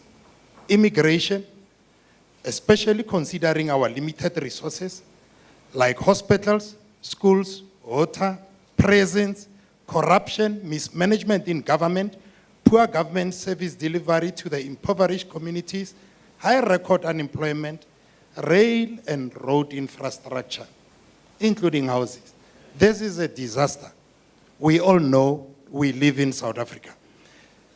Dr. Beden, you said try not to get depressed. I wonder if I will not get depressed under such circumstances. Further comment that I just have regarding this dialogue is conflicting ideologies, lack of capacity within state and institutions, corruption and poor management, and let's also look at municipalities. That we are facing these things. Response to COVID-19 had major financial implications, which would affect any government of the day, either any other political group that would have been in power. Of course, beneficiation of resources has been widely talked about, and what steps have been considered. Yes, Dr. Biden, you spoke right. Electricity is a problem. And indeed, we have a basket of resources, as you've just said. Now, perhaps we have to look at this. Ethics policy implementation across all sectors of our economy, state institutions, and including public sector. The ethical awareness starts from families, and we need to use it as a tool. It is a challenge, I know, because of multiculturalism, religion, and legal contrasts that conflict with it. We don't know what cannabis can bring to the fold, because the government has just spoken about it. I'm worried to what an extent will it divert agricultural investments based on new economic flows. I hope the much talked about national health insurance will succeed, as some programs were either sabotaged or not reached completion. With the looming crisis before us, are we en route to economic collapse? Thank you. Last question of the evening. Okay, it's a very straight one. I'm Joe Amadi Chendu, Emeritus Professor, University of Pretoria, and Professor Extraordinaris UNISA. Assets. Michael, thank you for mentioning those words. Natural, our infrastructure, our human. If that's the source of income that we now need to redistribute, but it's already being threatened by being highly insecure, shouldn't we start having family meetings immediately about how we secure these assets? Thank you for that immediate family meetings. And it was interesting when we were doing the barometer of Indulamiti, we found that we moved to a more positive scenario solely on the basis of those family meetings, because people and citizens started having or building trust, sufficient trust in the state, because there was regular communication. So I think that's my takeaway there. Now back to the panelists. Sam, maybe just a final remarks, because you do have a slot for that. So you can respond to a direct question, but also just wrapping up remarks, 1 minute each. Well, someone over in the audience said, heard me advocating for capitalism. So I perhaps will take the opportunity to say, well, I'm not quite sure I'm advocating for capitalism. I think I'm more critiquing capitalism. You know, I would love to see a systemic transformation. The problem is we have to face the reality of, you know, of tomorrow and the next day and the year after and the 5 years, because even if it's possibly it's possible, but it's a long way away. And therefore, I think it's like an ethical, or it's an imperative. You have to kind of think, well, how can we make things better in the short and the medium term? And you know, sometimes that involves fighting and advocating for things that don't get implemented and they don't get adopted. But nevertheless, I think what you have to do is to try to, in as far as you can, argue for what you think is the best way forward. And you know, it's very helpful to have these kinds of discussions and to get the kind of stimulation and the inputs from others. So thank you again.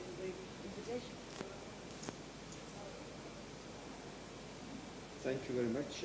I think to the specific point that we cannot deal with the state capture without dealing with other captures, and Marcus Juster and other people who have stolen and captured.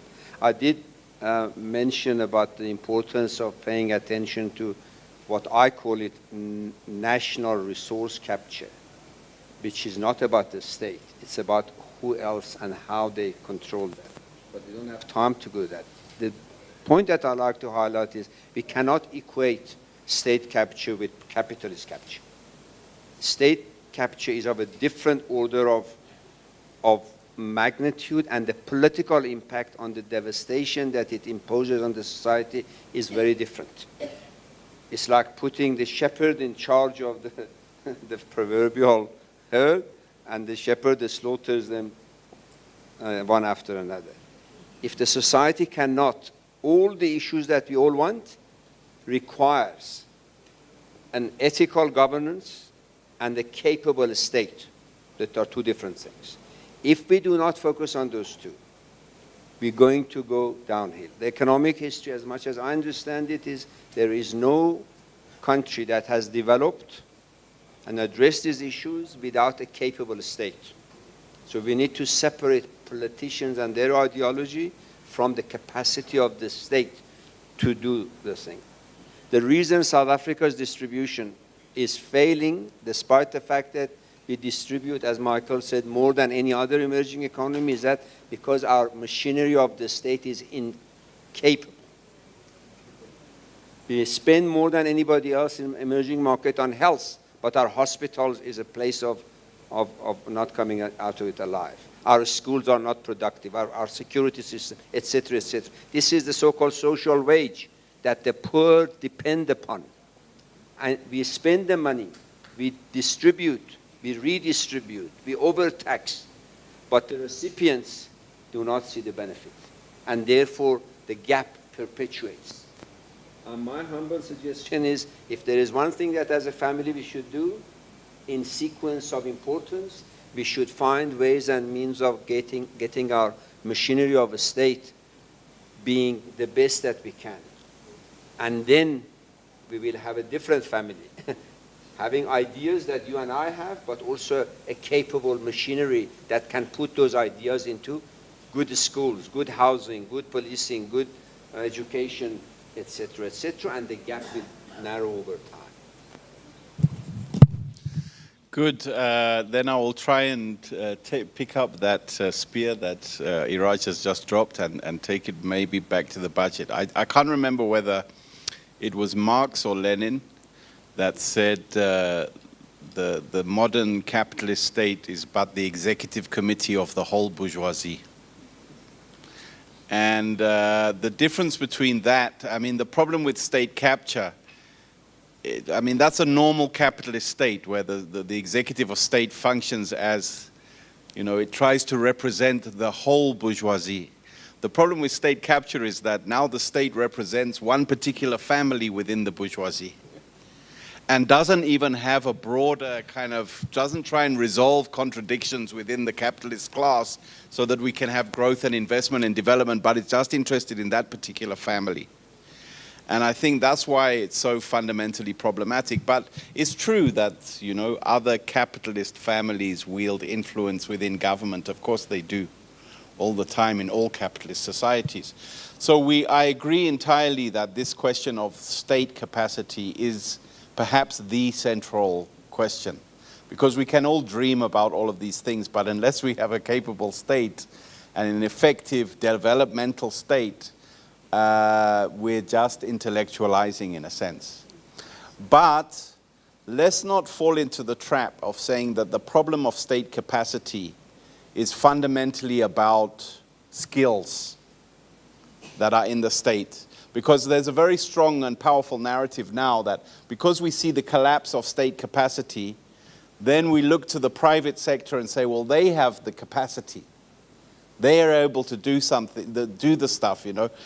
Government may not be able to administrate a basic COVID SRD grant properly, but MTN makes sure that your phone is connected and that your bills are paid, and they have the capacity. So just bring that MTN capacity or the capacity from the banks and put it in the state and you will resolve the problem. The temptation is very large because you can make small incremental gains by doing that. But we need to remember that the problem of state capacity is a political problem. It is about the politics of how the state interfaces with society. So there's no point sending engineers. Every time we have a crisis of local government, we say we must send more engineers to local government to help them with their water supplies. It's fine. But any engineer that works for that local government will either toe the line when it comes to the tenders or will be fired. That's why you don't have engineers in local government that can. So it's not about the skills. It's about how do you balance interests in the provision of services.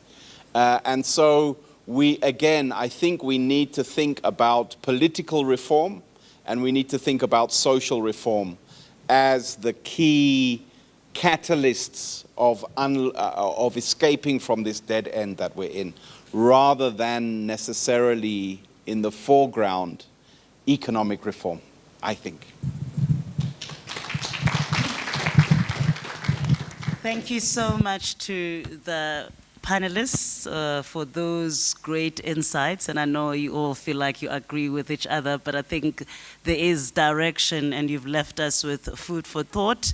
I mean, it all begins with politics, and I know, Iraj, you spoke to ethical leadership, and I think it's ethical leadership across the spectrum, whether it's in academia, in within the political elite, big business? Where do we find ethical leadership there, especially when we consider our history? And maybe that way then we can find a budget or realize a budget that considers, equitable redistribution that is mindful of where we come from as a country. I'd like to thank you all also as an audience for all your very powerful questions and comments and remarks. And this brings us to the end of the panel discussion. And with that said, I'm going to now invite Mr. Lukhanyo Nit, who's the COO of the TM Foundation, who's going to give us the closing remarks. And with that said, thank you very much, and thanks for the invitation and the opportunity.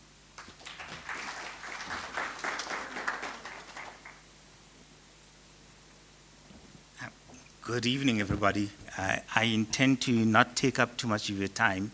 I'm aware that you've all missed generations this evening, and you spent you spent this evening with us as well. I do want to say I am starting to regret the idea that in the last week this is my second vote of thanks that I'm giving, and I don't appreciate that I'm the one who's always given the graveyard shift and asked to keep people a tad bit longer. But that's just a passing remark I wanted to make. But I am really glad that we have been able to be a part of this conversation and dialogue this evening. But before I thank all of you yet again, I wanted to make one or two reflections just off the back of this discussion. The first of them was I'm very fascinated by how, having listened to both the President Sona's speech as well as the budget speech last week, that they've all seemed to have abandoned their own national development plan. It's interesting to me, no matter what you think about it, whether it's a great vision, whether you think it's a plan, or whatever you think about it, it's quite fascinating that even they have abandoned their own NDP. And I'll use basic education as an example of why I wanted to raise this. In the 2011 NPC diagnostic report, it lists a series of challenges. For education, it says, the quality of school education for black people is poor. In response, the NDP then says there's a need to improve the quality of education, training, and innovation. But where are we in 2024? In that 2021 Pearls results, it exhibits a widening in the country's persistent inequality gap on socioeconomic and language lines.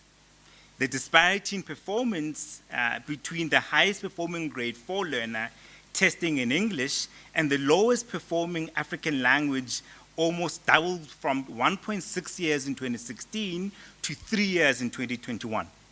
Meaning, in 2016, you were 5 times less likely to be able to read. In 2021, this doubled to 10 times less likely. Why is this important and relevant today? Real spending per learner has been decreasing steadily since 2020.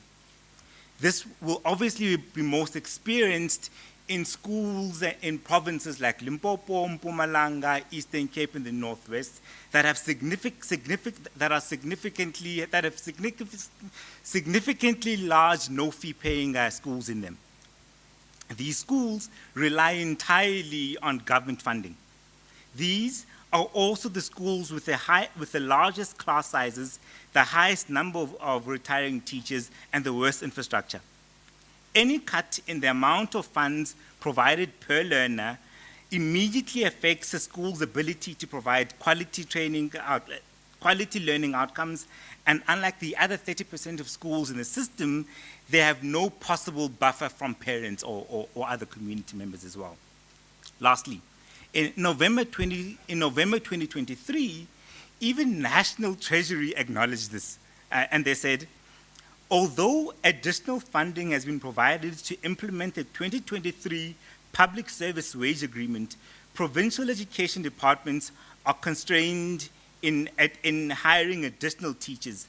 This could lead to larger class sizes and higher learner-teacher ratios, possibly resulting in weaker education outcomes. That's a scary admission from Treasury, especially if you think about the kind of austerity situation that Michael was telling us about just a few minutes ago. Now, let me do what I came to do, to thank our guests. I wanted to sincerely thank our panelists who were ably facilitated by a moderator this evening. Thank you, Prof. Ashman. Thank you, Dr. Abadian. Thanks, Prof. Sachs. And thank you so much, Ms. Kashe Katia, for sharing your expertise, your insights, as well as your recommendations with us this evening. Last but not least, I do want to thank all of you for spending your evening with us and engaging and participating on what is our second policy dialogue between the Thabo Mbeki Foundation and the TM School this evening. Finally, the foundation is a non-profit organization that aims to catalyze Africa's renewal. We too have a budget as a foundation. Our expense lines are much longer than our income lines. And I'm saying this in case you have friends or you work for a company or an employee somewhere or you have some stash in your mattress or bed somewhere to